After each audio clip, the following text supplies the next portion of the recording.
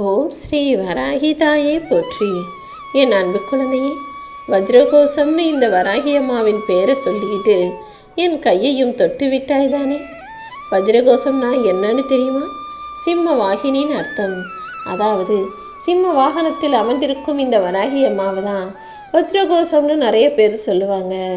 அப்படி சிம்ம வாகனத்தில் அமர்ந்திருக்கும் என்னை கூப்பிட்டதின் விளைவாக இனி உன் வாழ்க்கையில நீ சிங்கம் போல திகைச்சு பிரம்மாண்டமா தலைச்சு நிற்க போற.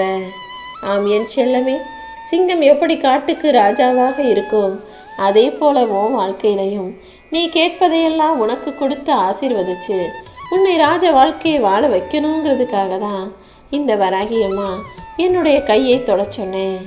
என் கையை தொட்ட உன் கைகளில் உனக்கு தேவையானதையெல்லாம் வாரி வாரி வழங்குவதற்காக தான் சிம்ம வாகனத்தில் நான் ஏறி வந்து விட்டேன் என் செல்லமே. எப்போவுமே உன் வாழ்க்கையில் உனக்கு ஒரு குறை இருந்துக்கிட்டே இருக்கு. உன் வாழ்க்கையில் உனக்கு கிடைச்சது என்னவோ உனக்கு போதவே மாட்டேங்குது, பத்தவே மாட்டேங்குது. இன்னும் அது வேணும் இது வேணும்னு எதிர்பார்க்கக்கூடிய ஏங்கக்கூடிய பிள்ளையாக நீ இருக்க. ஆனால் உன் கைகளில் இருக்கக்கூடிய பொருளும் உனக்கு கிடைச்ச வாழ்க்கையின் அற்புதமும் நீ புரிஞ்சுக்கணும் என் செல்லமே. எப்போவுமே ஒரு பொருள் கையில் இருக்கும்போது அதனுடைய மதிப்பு தெரியாது. அது தொலைஞ்ச பிறகு தேடும்போது தான் அதனுடைய அருமை பெருமை உனக்கு புரிய வரும். அதே போல தான் இப்போது உனக்கு கிடைச்சிருக்க வாழ்க்கையை நீ ரொம்ப சாதாரணமாக நினச்சிட வேணாம். இந்த வாழ்க்கையில் தான் உனக்கான அற்புதங்களையே நான் செய்ய போகிறேன். உன்னை யாராவது மதிக்கிறாங்க மதிக்கலைங்கிறத பற்றி நீ யோசிக்காத.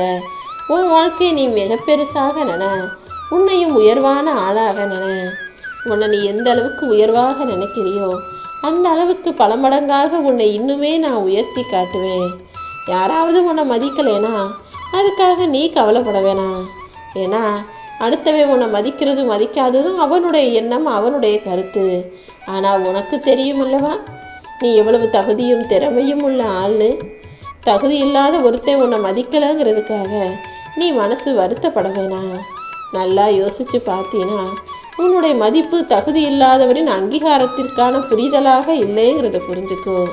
அதாவது வைரங்கிறது ஒரு பளபளப்பா சாதாரண கண்ணாடி கல் போல இருக்கும்.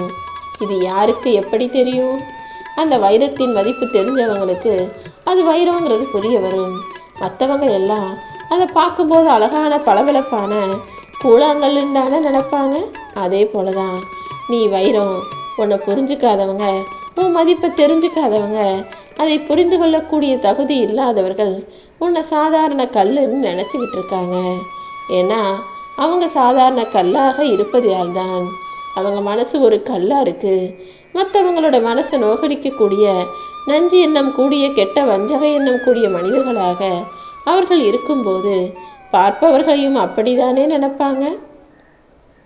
இன்பத்தில் இருக்கும்போது மட்டும் உன் கூட சேர்ந்து வந்து பேசி கொண்டாடி உன்னை நல்லவன் அது இதுன்னு சொல்லக்கூடிய இந்த உலகம் உனக்கு ஒரு கஷ்டம்னு உதவி கேட்டு போனினா உனக்கு வலிக்காத அளவுக்கு உன் உயிரையே எடுக்கக்கூடிய யமனாக மாறிடுவாங்க.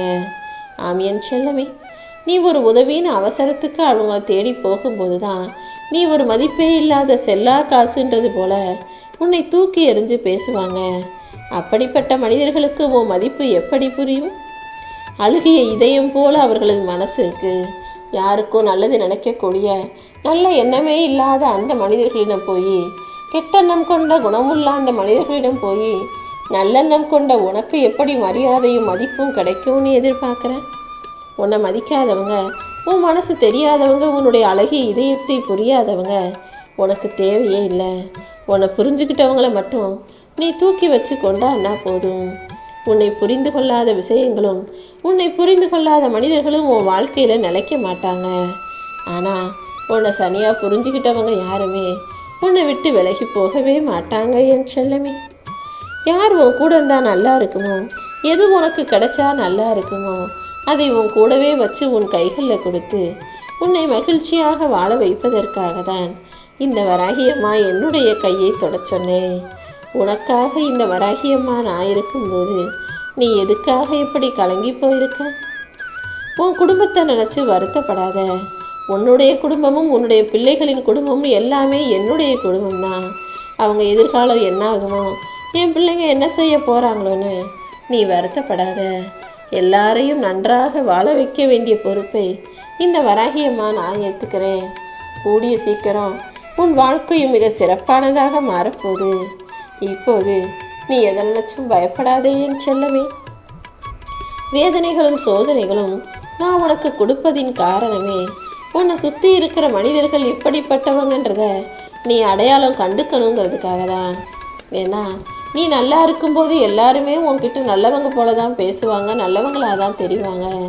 ஆனால் உனக்கு கஷ்டமோ வேதனையோ பிரச்சனையோ வரும்போது தான் மனிதர்களின் உண்மையான சொரூபமும் அவர்களுடைய உண்மையான முகமும் உனக்கு தெரிய வரும். அதனால தான் மனிதர்களை பற்றிய உண்மையை நீ புரிஞ்சுக்கணுங்கிறதுக்காக வேதனைகளையும் சோதனைகளையும் உனக்கு கொடுத்தேனே தவிர நீ போகும் பாதையிலெல்லாம் நீ அறியாமலேயே உனக்கு துணையாக உன் கூடவே தான் நான் இருப்பேன் என் செல்லமே. எப்போவுமே நீ எதிரி நினைக்கிறவன்ட்ட கூட தைரியமாக மோதிடலாம். அவன் முதுகுக்கு பின்னாலே எதுவும் செய்ய மாட்டான். ஆனால் நண்பன் போல உன் கூட பழகி எங்கேருந்து எப்படி உன்னை ஏமாத்தணும்னு திட்டம் போட்டு அங்கே இங்கன்னு உனக்கே தெரியாமல் எல்லா இடத்திலும் உன்னை ஏமாற்றும் அந்த துரோகியான நண்பரிடம் கொஞ்சம் கவனமாகவே இருக்கணும். அதாவது எதிரியிடம் கூட நீ சாதாரணமாக இருந்துடலாம், உன்னை சுற்றி இருக்க மனிதர்களிடம் கொஞ்சம் கவனமாக விழிப்புணர்வோடு இருக்கணும்னு சொல்கிறேன் என் செல்லமே. ஒரு மனுஷன் வாழும்போது வயசான காலத்தில் அவருக்கு சரியாக உணவு கூட கொடுக்காம அவர் இறந்து போன பிறகு அவருக்காக அறுசுவை உணவு படையல் வைக்கிறதுல என்ன பிரயோஜனம் இருக்குது? முதல்ல உன்னுடைய பெற்றவர்களுக்கோ அல்லது உன்னுடைய முதியவர்களுக்கோ அல்லது உன்னையோட வயசு மூத்தவங்களோ யாராவது உன் வீட்டில் இருக்காங்க அல்லது உன்னுடைய வரவை உன்னுடைய உதவியை எதிர்பார்த்து காத்திருக்கிறவர்களாக இருக்காங்கன்னா அவங்களுக்கு தேவையானதை முதலில் செய்யக்கூடிய பிள்ளையாக நீரு. ஏன்னா வயசானவங்களும் முதியவர்களும் மூத்தவர்களும் எத்தனையோ வாழ்க்கையில் அனுபவப்பட்டு கஷ்டப்பட்டு எவ்வளவோ பிரச்சனைகளை பார்த்து வளர்ந்துருப்பாங்க. அவர்களுக்கு நீ ஒரு துணையாக இருக்கும்போது அவர்களுடைய துணை ஏதோ ஒரு விதத்தில் உனக்கு உதவியாகவும் வழிகாட்டுதலாகவும் இருக்குங்கிறத நீ மறந்து விடாதே என் செல்லமே. எப்போதுமே உன்னை பெற்றவங்களுக்கு ஒரு கஷ்டம் வராத அளவுக்கு நீ அவங்கள கை தூக்கி நல்லபடியாக வச்சுக்கும் போது நீ நல்லா வாழ்க்கையில் வெற்றி பெறுவதற்கு அவர்கள் மூலமாக நானும் உனக்கு உதவி செய்வேன். புத்தியும் மனசும் நேராக இருக்கும்போது நீ ஒரே மாதிரி சிந்தனை செய்யும்போது உன் வாழ்க்கையில் நிச்சயமாக நீ வெற்றி பெறுவாய். நீ செய்யக்கூடிய ஒவ்வொரு காரியங்களிலும் இந்த வராகியம்மா உன் கூடவே இருந்து எல்லாத்தையும் பார்த்துக்கிட்டு தான் இருக்கேன். முதல்ல உன் மனசில் மேலோட்டமாக இருக்கக்கூடிய தீய எண்ணங்களை தூக்கி போடு. உன் எண்ணங்கள் எப்போதும் ஆழ்ந்த சிந்தனைகளாகவும் தெளிவான எண்ணம் கூடியதாகவும் இருக்கட்டும். எப்போதுமே உன் மனசை நீ அமைதியாக வச்சுக்கிட்டினா உன் வாழ்க்கைங்கிறது அழகான நிம்மதி நிறைந்த பூங்காவனமாக இருக்கும். நீ தான் உன் மனசை அமைதியாக வச்சுக்கணும் என் செல்லமே. உன் கண்ணுக்கு எதிரே கற்சிலையாக இந்த வராகியம்மா நான் இருந்தாலும் உன் மனசில் என்னுடைய எண்ணங்கள் இருக்கிறது தானே. என்னை தாயாகவும் தெய்வமாகவும் நினைக்கிற என் அன்பு பிள்ளை உனக்காக நான் இருக்கேன். யாராவது உன்னை உதாசீனப்படுத்தினாங்கன்னா மறுபடியும் மறுபடியும் போய் அவங்க கிட்ட கெஞ்சி கேட்டு மண்டியிடாதே. உன்னை உதாசீனப்படுத்தியவர் ஒதுக்கி வச்சவர் அவமானப்படுத்தினவங்கன்னு எல்லார் கண்ணு முன்பாகவும் உன்னை சிறப்பாக வாழ வைப்பதற்காக உனக்கு தேவையான அஷ்டலக்ஷ்மியையும் ஐஸ்வர்யத்தையும் அள்ளி கொடுப்பதற்காக தான் என்னுடைய கரங்களையே உன்னை தொடச் சொன்னேன். உன்னுடைய அருமையும் பெருமையும் புரிஞ்சுக்கிட்டு எல்லாரும் உன்னை தேடி வர்றதுக்கான காலம் வந்துருச்சு. நீ எதை பற்றியும் யோசிக்காம நம்பிக்கையோடு முன்னேறி போய்கிட்டே இரு. இந்த வராகி அம்மாவின் அருள் எப்போதுமே உனக்கு இருக்கும் என் செல்லமே. ஒரு காரியம் நல்லதா கெட்டதான்ற சந்தேகம் உனக்குள்ள வரும்போது அதை நான் உனக்கு நடத்தி கொடுப்பேன்னு அதை ஏன் பொறுப்பில் விட்டுடு. ஏன்னா அது நல்லதாக இருந்தாலும் சரி கெட்டதாக இருந்தாலும் சரி அதை ஏன் பொறுப்பில் விட்டுட்டினா அதை என்ன செய்யணுமோ அதை செஞ்சு நிச்சயம் உனக்கு சாதகமாக நல்ல முடிவுகளை நான் கொண்டு வருவேன். நல்லதுங்கிறது எப்போதுமே உன் மனசை போட்டு குழப்பாது. அதனால் கெட்ட விஷயங்களை அதிகம் யோசிக்காம இது சரியாக வருமானு மனசை போட்டு குழப்பிக்காம நல்ல விஷயங்களை உடனே முடிவெடுத்துட்டு உன் வேலையை மட்டும் கவனமாக செஞ்சுக்கிட்டே இரு.